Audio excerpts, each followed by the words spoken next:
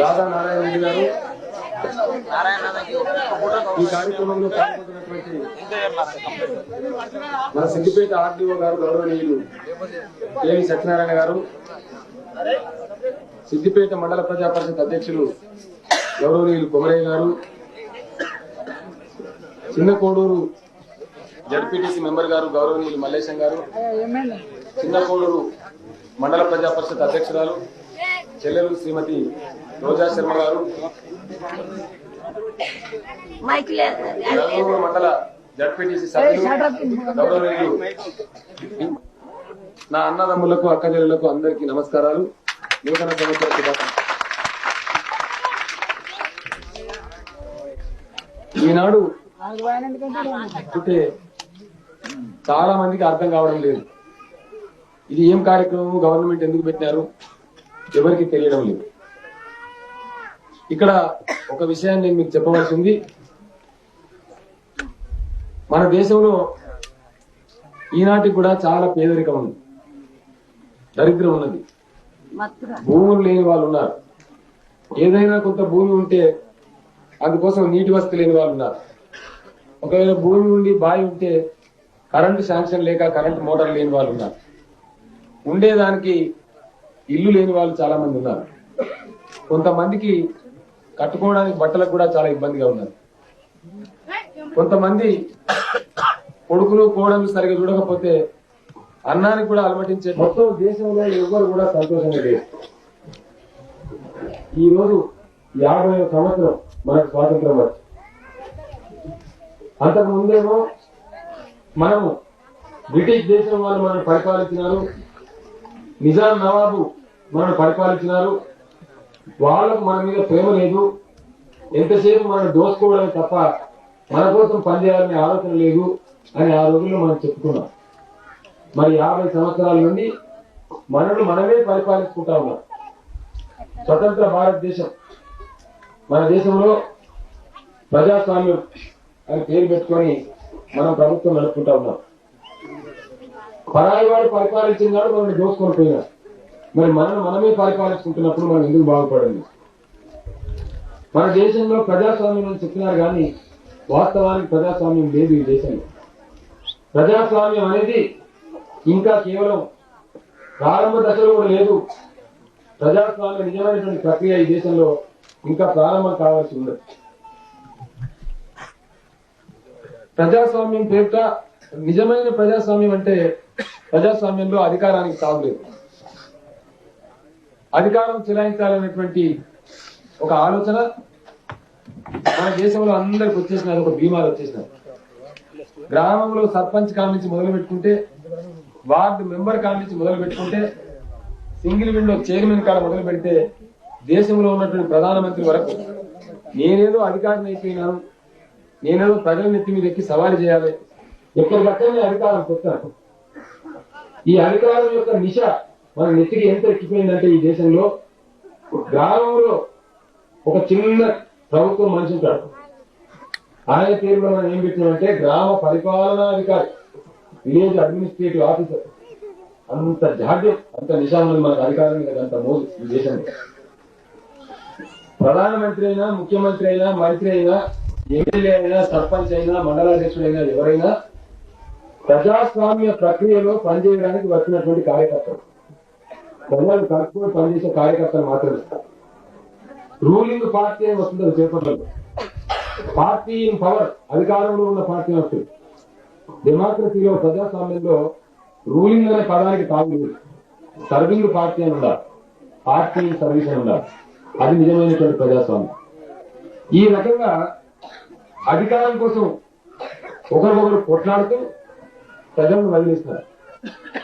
వాస్తవానికి జరగవలసింది ఏమిటంటే ప్రజా పనులు బాగా జరగగలుగుతాయి అనుకున్నప్పుడు ఒక ఉదయం తన యొక్క మరణ శాసనం మీద తానే సంతకం పెట్టుకోవాలి. అది నిజమైనటువంటి ప్రజాస్వామ్య స్ఫూర్తి. కానీ ఈ దరిద్రం, ఆకలి, అవిద్య, ఆగ్రహం, ఆందోళన, ఆవేశం ఎవరిని కదిలించినా కూడా ఒక బాధాకరమైనటువంటి పరిస్థితి. రాజకీయాలు ఈ దేశంలో చాలా దరిద్రంగా ఉన్నాయి. రాజకీయ నాయకులు కేవలం ఎలక్షన్ మాత్రమే దృష్టి, ఇంకోటి ఏం లేదు, ప్రజలు లేదు, ఏం లేదు. ప్రజలను పూర్తిగా తప్పుదారి పట్టి ఇంకోటి గీసినందుకే గుండె అంటే వాళ్ళకి మొక్కాలి, వాళ్ళ నోటికి మొక్కాలి. ఎన్ని చెప్పానో చెప్పి ఆఖరికి ఏం చెప్పిందంటే ఒక ఓటు మాత్రం మాకు బుద్ధులు బిడ్డ మీరు ఏం చేయకుండా మీ సంగతి అంతా మేమే చూసుకుంటామని చెప్పింది. ఓటు కావాలి, ఓటు ఒకటి బుద్ధి మాకు అంతే, ఇక అన్ని మీ సంగతులు మేమే చూసుకుంటామని చెప్పారు. ఓ 2 రూపాయల కిలో బియ్యం అనేది ఇంకోటి రెండెందుకైనా రూపాయి బాగానే ఇస్తాను బయట. అప్పటి మందని చెప్పడం, ఓటు కుదుర్చుకోవడం, అవతలపడడం, రాజకీయాలలో ఇవన్నీ జరిగినాయి. చాలా దుర్మార్గమైన విధానంలో ప్రజలను ఏం చేయొద్దని చెప్పిన, మీకు ఏం అవసరం లేదు మీ సంగతి అంతా మేమే చూసుకుంటామని చెప్పిన.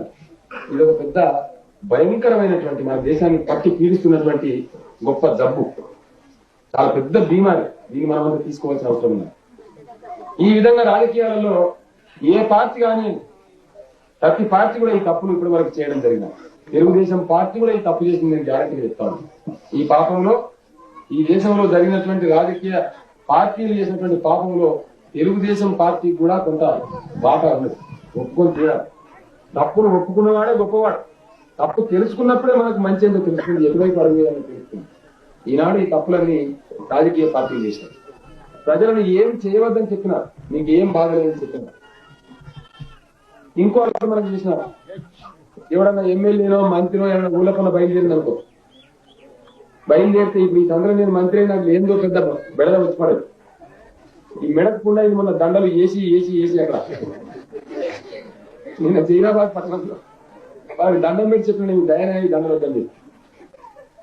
మంత్రి లేకపోతే కలెక్టర్ ఎవడన్నా కొంచెం పెద్దవాడు ఏదైనా బయలుదేరింది అంటే మనకు 3 విషయాలు గ్యారంటీ కనబడతాయి. ఏంటి? ఒకటి డప్పులు. రాధా నారాయణ రెడ్డి గారు ఈ కార్యక్రమంలో పాల్గొంటున్నటువంటి మన సిద్దిపేట ఆర్డీఓ గారు గౌరవనీయులు కేవీ సత్యనారాయణ గారు, సిద్దిపేట మండల ప్రజా పరిషత్ అధ్యక్షులు గౌరవనీయులు కొమరయ్య గారు, చిన్న కోడూరు జడ్పీటీసీ మెంబర్ గారు గౌరవనీయులు మల్లేశం గారు, చిన్న కోడూరు మండల ప్రజా పరిషత్ అధ్యక్షురాలు చెల్లెలు శ్రీమతి రోజా శర్మ గారు, మండల జడ్పీటీసీ సభ్యులు గౌరవనీయులు నా అన్నదమ్ములకు అక్కచెల్లెలకు అందరికీ నమస్కారాలు. నూతన సంవత్సర శుభాకాంక్షలు. ఈనాడు అంటే చాలా మందికి అర్థం కావడం లేదు. ఇది ఏం కార్యక్రమం, గవర్నమెంట్ ఎందుకు పెట్టినారు, ఎవరికి తెలియడం లేదు. ఇక్కడ ఒక విషయాన్ని నేను మీకు చెప్పవలసింది,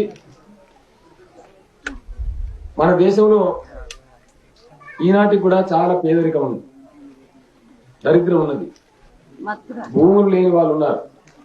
ఏదైనా కొంత భూమి ఉంటే అందుకోసం నీటి వసతి లేని వాళ్ళు ఉన్నారు. ఒకవేళ భూమి ఉండి బావి ఉంటే కరెంటు శాంక్షన్ లేక కరెంటు మోటార్ లేని వాళ్ళు ఉన్నారు. ఉండేదానికి ఇల్లు లేని వాళ్ళు చాలా మంది ఉన్నారు. కొంతమందికి కట్టుకోవడానికి బట్టలకు కూడా చాలా ఇబ్బందిగా ఉన్నారు. కొంతమంది కొడుకులు కోడలు సరిగా చూడకపోతే అన్నానికి కూడా అలమటించే మొత్తం దేశంలో ఎవరు కూడా సంతోషంగా లేదు. ఈ రోజు 50వ సంవత్సరం మనకు స్వాతంత్రం వచ్చి, అంతకు ముందేమో మనము బ్రిటిష్ దేశం వాళ్ళు మనం పరిపాలించినారు, నిజాం నవాబు మనం పరిపాలించినారు. వాళ్ళకు మన మీద ప్రేమ లేదు, ఎంతసేపు మనం దోసుకోవడమే తప్ప మన కోసం పనిచేయాలనే ఆలోచన లేదు అని ఆ రోజుల్లో మనం చెప్పుకున్నాం. మరి 50 సంవత్సరాల నుండి మనల్ని మనమే పరిపాలించుకుంటా ఉన్నాం. స్వతంత్ర భారతదేశం మన దేశంలో ప్రజాస్వామ్యం అని పేరు పెట్టుకొని మనం ప్రభుత్వం నడుపుకుంటా ఉన్నాం. పరాయి వాడు పరిపాలించినాడు, మనల్ని దోసుకొని పోయినాడు. మరి మనమే పరిపాలించుకుంటున్నప్పుడు మనం ఎందుకు బాగుపడింది? మన దేశంలో ప్రజాస్వామ్యం అని చెప్పినారు కానీ వాస్తవానికి ప్రజాస్వామ్యం లేదు ఈ దేశంలో. ప్రజాస్వామ్యం అనేది ఇంకా కేవలం ప్రారంభ దశలో కూడా లేదు. ప్రజాస్వామ్య నిజమైనటువంటి ప్రక్రియ ఈ దేశంలో ఇంకా ప్రారంభం కావాల్సి ఉండదు. ప్రజాస్వామ్యం పేరిట నిజమైన ప్రజాస్వామ్యం అంటే ప్రజాస్వామ్యంలో అధికారానికి తాగులేదు. అధికారం చెలాయించాలనేటువంటి ఒక ఆలోచన మన దేశంలో అందరికి వచ్చేసినది, ఒక బీమాలు వచ్చేసినది. గ్రామంలో సర్పంచ్ కాడ నుంచి మొదలు పెట్టుకుంటే, వార్డు మెంబర్ కాడ నుంచి మొదలు పెట్టుకుంటే, సింగిల్ విండో చైర్మన్ కాడ మొదలు పెడితే, దేశంలో ఉన్నటువంటి ప్రధానమంత్రి వరకు నేనేదో అధికారిని అయిపోయినాను, నేనేదో ప్రజల నెత్తి మీద ఎక్కి సవారీ చేయాలి, ఎక్కడికక్కడనే అధికారం పెట్టాను. ఈ అధికారం యొక్క నిశ మన నెత్తికి ఎంత ఎక్కిపోయిందంటే, ఈ దేశంలో గ్రామంలో ఒక చిన్న ప్రభుత్వం మనిషి ఉంటాడు. ఆయన పేరులో మనం ఏం పెట్టినామంటే గ్రామ పరిపాలనాధికారి, విలేజ్ అడ్మినిస్ట్రేటివ్ ఆఫీసర్. అంత జాడ్యం, అంత నిశామని మనకు అధికారం మీద అంత మోదు ఈ దేశంలో. ప్రధానమంత్రి అయినా, ముఖ్యమంత్రి అయినా, మంత్రి అయినా, ఎమ్మెల్యే అయినా, సర్పంచ్ అయినా, మండలాధ్యక్షుడైనా ఎవరైనా ప్రజాస్వామ్య ప్రక్రియలో పనిచేయడానికి వచ్చినటువంటి కార్యకర్తలు, ప్రజలు కలుపుకొని పనిచేసే కార్యకర్తలు మాత్రం ఇస్తారు. రూలింగ్ పార్టీ అని వస్తుంది పేపర్లలో. పార్టీ ఇన్ పవర్, అధికారంలో ఉన్న పార్టీ వస్తుంది. డెమోక్రసీలో, ప్రజాస్వామ్యంలో రూలింగ్ అనే పదానికి తాగు, సర్వింగ్ పార్టీ అని ఉండాలి, పార్టీ సర్వీస్ అని ఉండాలి. అది నిజమైనటువంటి ప్రజాస్వామ్యం. ఈ రకంగా అధికారం కోసం ఒకరికొకరు కొట్లాడుతూ ప్రజలను వదిలేస్తున్నారు. వాస్తవానికి జరగవలసింది ఏమిటంటే, ప్రజా పనులు బాగా జరగగలుగుతాయి అనుకున్నప్పుడు ఒక ఉదయం తన యొక్క మరణ శాసనం మీద తానే సంతకం పెట్టుకోవాలి. అది నిజమైనటువంటి ప్రజాస్వామ్య స్ఫూర్తి. కానీ ఈ దరిద్రం, ఆకలి, అవిద్య, ఆగ్రహం, ఆందోళన, ఆవేశం ఎవరిని కదిలించినా కూడా ఒక బాధాకరమైనటువంటి పరిస్థితి. రాజకీయాలు ఈ దేశంలో చాలా దరిద్రంగా ఉన్నాయి. రాజకీయ నాయకులు కేవలం ఎలక్షన్ మాత్రమే దృష్టి, ఇంకోటి ఏం లేదు, ప్రజలు లేదు, ఏం లేదు. ప్రజలను పూర్తిగా తప్పుదారి పట్టి ఇంకోటి గీసినకే గుండె అంటే వాళ్ళకి మొక్కాలి, వాళ్ళ నోటికి మొక్కాలి. ఎన్ని చెప్పానో చెప్పి ఆఖరికి ఏం చెప్పిందంటే, ఒక ఓటు మాత్రం మాకు బుద్ధులు బిడ్డ, మీరు ఏం చేయకుండా మీ సంగతి అంతా మేమే చూసుకుంటామని చెప్తుంది. ఓటు కావాలి, ఓటు ఒకటి బుద్ధి అయిన మాకు అంతే, ఇక అన్ని మీ సంగతులు మేమే చూసుకుంటామని చెప్తారు.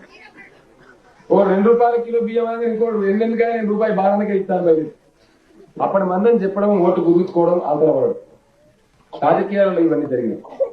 చాలా దుర్మార్గమైన విధానంలో ప్రజలను ఏం చేయొద్దని చెప్పినారు. మీకు ఏం అవసరం లేదు, మీ సంగతి అంతా మేమే చూసుకుంటామని చెప్పినారు. ఇది ఒక పెద్ద భయంకరమైనటువంటి, మన దేశాన్ని పట్టి పీడిస్తున్నటువంటి గొప్ప జబ్బు, చాలా పెద్ద బీమారి. దీన్ని మనమంతా తీసుకోవాల్సిన అవసరం ఉంది. ఈ విధంగా రాజకీయాలలో ఏ పార్టీ కానీ, ప్రతి పార్టీ కూడా ఈ తప్పులు ఇప్పటి వరకు చేయడం జరిగింది. తెలుగుదేశం పార్టీ కూడా ఈ తప్పు చేసింది, నేను గ్యారంటీగా చెప్తాను. ఈ పాపంలో, ఈ దేశంలో జరిగినటువంటి రాజకీయ పార్టీలు చేసినటువంటి పాపంలో తెలుగుదేశం పార్టీ కూడా కొంత వాటా ఉన్నది. ఒప్పుకొని తీరాలి. తప్పును ఒప్పుకున్నవాడే గొప్పవాడు. తప్పు తెలుసుకున్నప్పుడే మనకు మంచి ఏంటో తెలుస్తుంది, ఎటువైపు అడుగుదని తెలుస్తుంది. ఈనాడు ఈ తప్పులన్నీ రాజకీయ పార్టీలు చేసినారు. ప్రజలను ఏం చేయవద్దని చెప్పినారు, మీకు ఏం బాధలేదని చెప్పినారు. ఇంకో మనం చూసినారు, ఎవడన్నా ఎమ్మెల్యేనో మంత్రినో ఏమైనా ఊళ్ళకన్నా బయలుదేరింది అనుకో, బయలుదేరితే ఇప్పుడు ఈ సందర్భం నేను మంత్రి అయినా ఏందో పెద్ద బెడద వచ్చి పడేది. ఈ మెడకుండా ఇది మొన్న దండలు వేసి అక్కడ నిన్న జైరాబాద్ పట్టణంలో వారికి దండం పెట్టి చెప్పిన, నేను దయనాయి దండలు వద్దని చెప్పి. మంత్రి లేకపోతే కలెక్టర్ ఎవరైనా కొంచెం పెద్దవాడు ఏమైనా బయలుదేరింది అంటే మనకు 3 విషయాలు గ్యారంటీ కనబడతాయి. ఏంటి? ఒకటి డప్పులు,